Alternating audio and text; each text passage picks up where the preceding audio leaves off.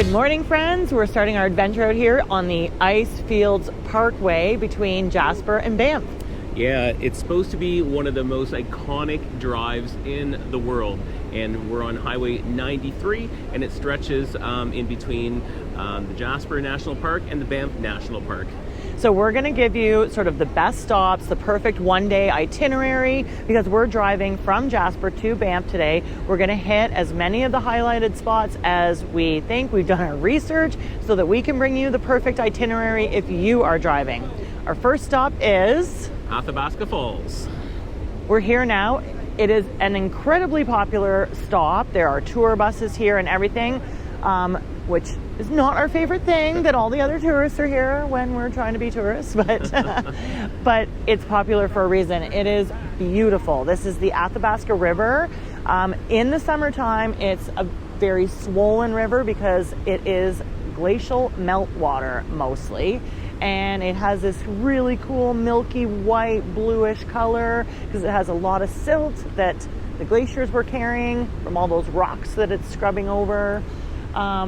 So yeah, apparently a lot less flow in the winter time because obviously the glaciers are frozen, but it's really running right now and these falls are incredible. So already we can say just from the little bit we've seen, 10 out of 10 stop. Yep. But let's go see more. We're at the upper falls right now, and we're going to look around, and then we're going to the lower canyon or lower observation point.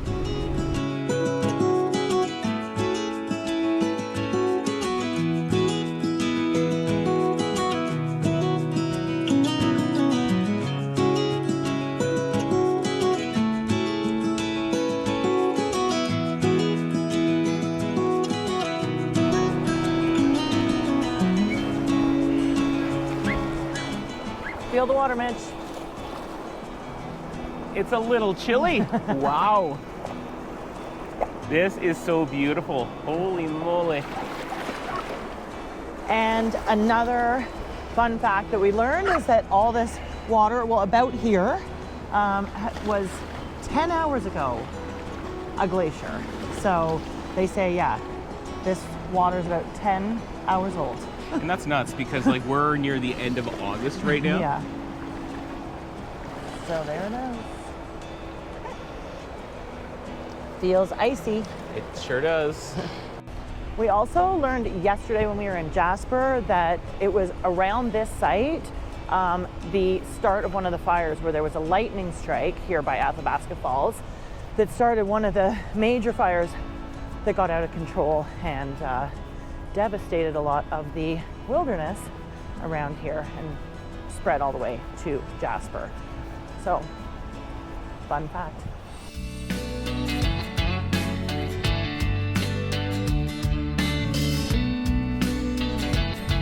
This is awesome. So this is one of the old channels, the way that the falls used to come and the river used to come, and it is wild. This rock looks fake. It really does. Looks like the rocks at Bass Pro Shop. Yeah, they call this the time tunnel. Because you go back in time when the water used to flow through here.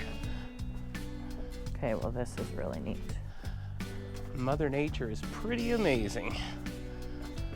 There's a little bit more scorched bush.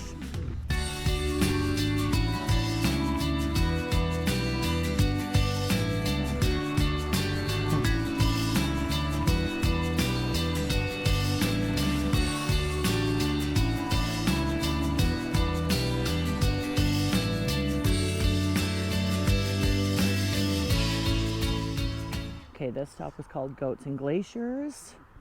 No goats. That's the only name it had, no goats. I think the snow up there is Glacier, so I don't know. This stop, it's short, it's 0.2. The problem is this 3-hour drive, I think, is going to take us 8 hours with all the stops that we're going to be doing. But we're going to tell you which stops are worth it. Correct. So that you could do it in less than 8 hours and hit all the highlights. Goats and Glaciers for me. Didn't see goats, so I'm going to give that a 3 out of 10 stop. Recommend just driving by if you're pressed for time.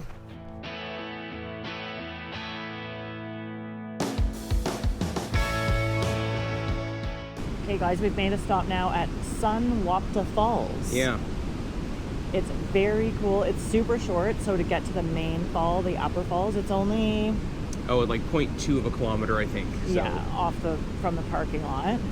Popular spot, because the parking lot's pretty full, and there's lots of people at the upper falls. We've done the about kilometer-long walk to the lower falls as well to check it out.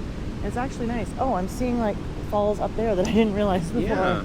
So we'll show you those, and already I would say definitely worth it. Definitely worth it. Even if you just want to go see the upper falls, because it's a really cool gorge there and lots of nice viewing points, and yeah, just super cool. Yeah, if you have any mobility concerns though, a lot of uneven surfaces and rocks and all of that kind of stuff, so just be conscious and careful. Absolutely, but yeah, it's beautiful here, so definitely recommend this stop for sure. For sure.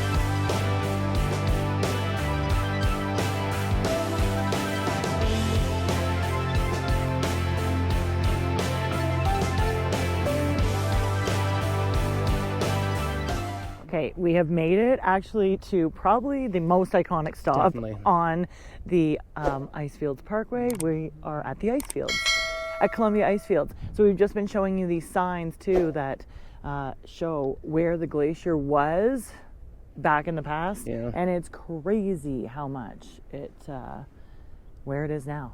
Look at it. We're gonna go walking on it. Now there are a lot of people that are stopping to see the glacier, so there's multiple parking lots.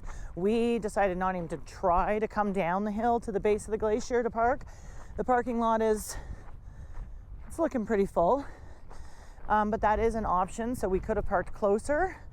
We've parked at the top of the hill, and then there does appear to be a lot also across the road and sort of a gift shop, restaurant, things going on. And one of the things you can do if you want to go way up on the glacier, the only way that you are allowed to do that is by taking a tour. So they have the big 6x6 buggies. Is that what they call them? Yeah, it's called the Athabasca Glacier Ice Explorer Tour, the big 6-wheel buses.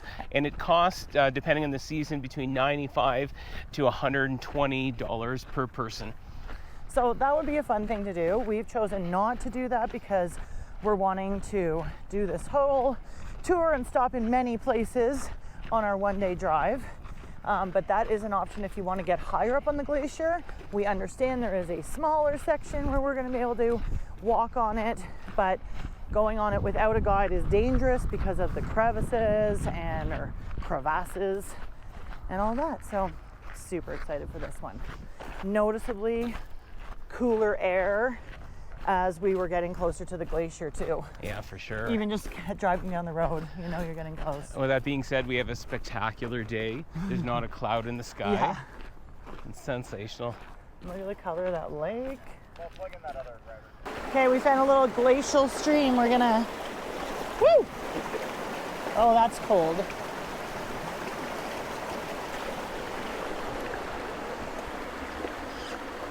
I am gonna give it a little zap. A little anticlimactic for 30 seconds. Okay, this came from that glacier, I think. Hopefully not the one that everybody's driving and stepping on.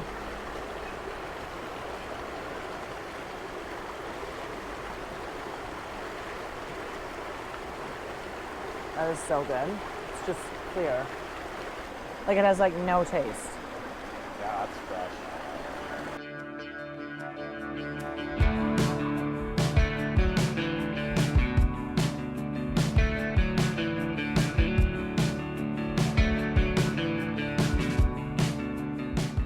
Okay, guys, this is definitely worth the stop. Absolutely.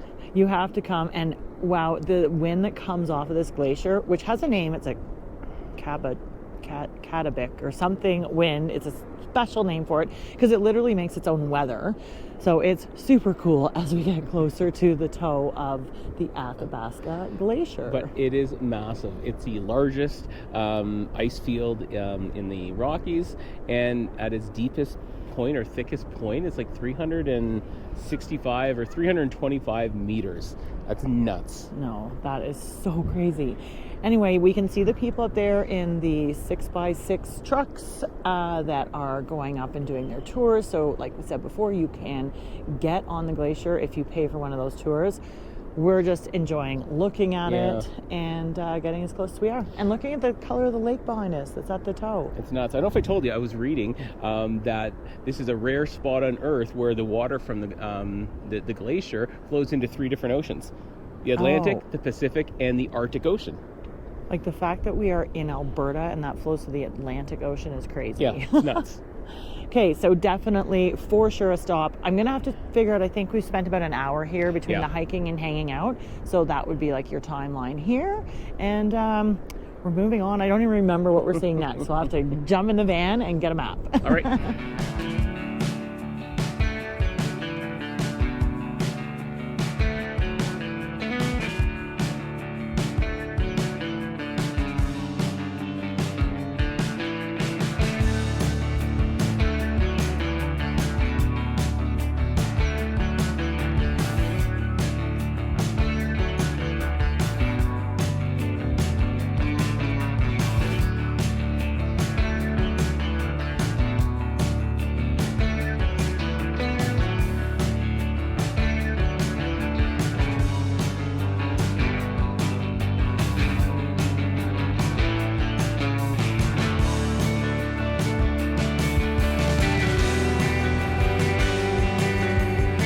Okay, it honestly gets difficult to decide which places to stop. There's so many lookouts along this highway, but oh my God, look at this.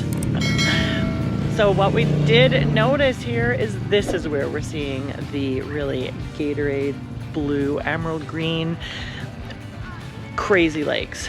So this was the first one we came across on our way heading to Banff from Jasper. We are now in Banff National Park, and this is the first crazy blue lake we've seen. So just slow down when you think there might be something interesting, and you're gonna have to decide how many of these little 5-10 minute stops you want to make for these epic lookouts.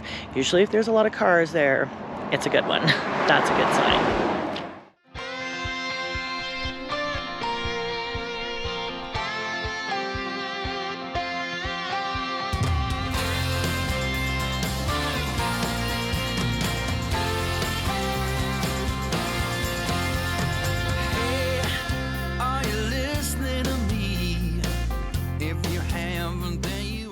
Okay, well this might top the glacier. This is an amazing stop. It is amazing. The color is crazy. I've never seen anything like it. So this is Peyto Lake behind us. I'm sure you've heard about it if you're going to travel here. Definitely worth the stop. Very busy spot. Lots of tourists here as well. Yeah. But short walk, like just over half a K. Yeah. Lots of, a hill, but it's paved the whole way, so it's actually just very easy going. I am doing it in my Birkenstock, so it's a bit of a hill climb, but nothing you can't handle, even in regular shoes. And look at the color of the water. It looks spectacular today. Nuts. Apparently this color does peak in July and August. It's the best. What makes the color is the silt in the water from the glacier. They call it rock flour. It doesn't even sink, and then when the sun hits it, a lot of science happens, but it absorbs that a bit of that blue and reflects the blue and green back and absorbs the other colors or something. Yeah, but super cool. Amazing. Like, there's no filter on that. That is the color of this lake. So definitely make it a stop. Yeah, and it is busy, like Jan said. Yeah, it's a little Instagram versus reality kind of time here, but still worth it. Highly recommend. Yep. All right, let's keep on Okay. moving. Yeah, this day's getting on, so make this a quick stop.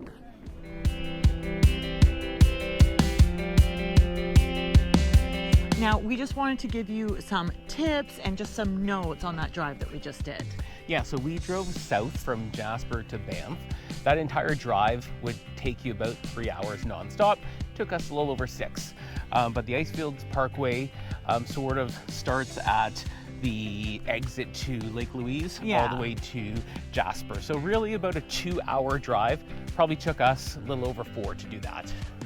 So there were some things that we missed because we only had the 1 day of driving in our itinerary plan. So we did want to talk to you about some of the things we missed that we wish we had time for in case you actually have a bit more time. One of them for me was the Parker Ridge Trail, and that is about a 2 to 3 hour hike. However, it looks from all the pictures I've seen like spectacular panoramic views of the Saskatchewan Glacier. I definitely really wanted to do that. We just sort of ran out of time. And I think the other one was, it was a really short hike, like a 10-minute hike. I think it was the Mistia Canyon. Yeah. And it just brought you to like a really, really cool gorge. And I think that one's pretty popular because it is such a short hike. Yeah. Like many of the short hikes along the Icefields Parkway, they are the more popular ones. For sure. And then the other one, we purposely already knew in advance we didn't want to do the Icefields Skywalk. That you are going to have to go to the Discovery Center, get a shuttle. It's about a 1 to 2 hour experience. And yeah, it's like $50, I think, a person for adult and $30 for kids. Now, it did look really cool. However, $50 a person is a little expensive. And like Jan said, you couldn't just drive up. You had to go to like the Discovery or the Visitor Center and then take a shuttle to go there. We did drive by it, and it is super touristy. It was absolutely packed.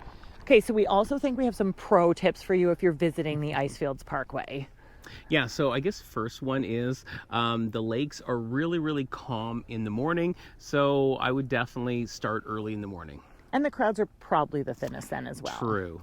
But also, you want to dress in layers because if you're stopping, especially at the Icefields, even in the middle of the summer, it can get very windy and quite cold when you get down by those glaciers or close to those glaciers on the Icefields. So you want to stay warm, dress in layers, even in the middle of July. Yeah, definitely. And next, just there's limited service. There's not a lot of gas stations.